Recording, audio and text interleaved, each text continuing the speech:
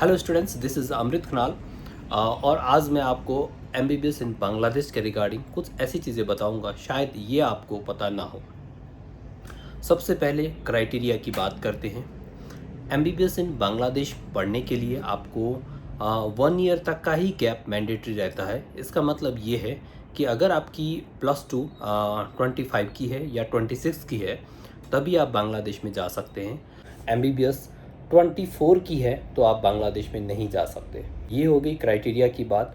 उसके बाद प्राइवेट में एडमिशन लेने के लिए 7 जीपीए चाहिए। इसका मतलब ये है कि अगर आपके परसेंटेज अराउंड 50-60% है तो आप एमबीबीएस इन बांग्लादेश आराम से पढ़ सकते हैं, कोई प्रॉब्लम नहीं है। थर्ड इम्पॉर्टेंट चीज़ ये है कि एमबीबीएस इन बांग्लादेश में पढ़ने के लिए आपके बायोलॉजी में एटलीस्ट 70 स्कोर होने चाहिए। इसका मतलब ये है कि 70 नंबर आपके बायोलॉजी में, औरों में, फिजिक्स में या केमिस्ट्री में नहीं है उससे कोई फ़र्क नहीं पड़ता, लेकिन बायोलॉजी में आपके 70 मार्क्स होने चाहिए। कई एजेंट आपको बताएंगे कि नहीं आपके 50 भी हैं तो हम करवा देंगे एडमिशन, तो प्लीज़ अपने डॉक्यूमेंट्स आपको खुद वेरीफाई करने हैं, देन ओनली आपको एडमिशन्स के लिए प्रोसेस करना है।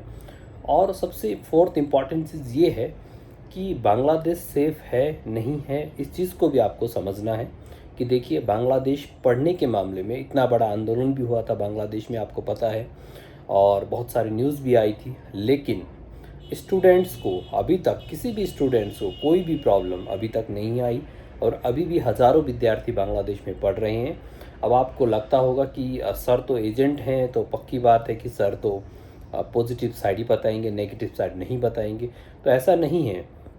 क्यों मैं इसलिए बात कर रहा हूँ क्योंकि आप पढ़ने के लिए गए हैं, वहाँ पे आप किसी धार्मिक रीज़न की वजह से या किसी संप्रदाय की वजह से नहीं जा रहे हैं। आप वहाँ पे सिर्फ पढ़ने जा रहे हैं। आपका काम मेडिकल कॉलेज में जाना है, हॉस्टल और कॉलेज तक जाना है, फिर उसके बाद अपनी डिग्री कंप्लीट करके वापस आना है।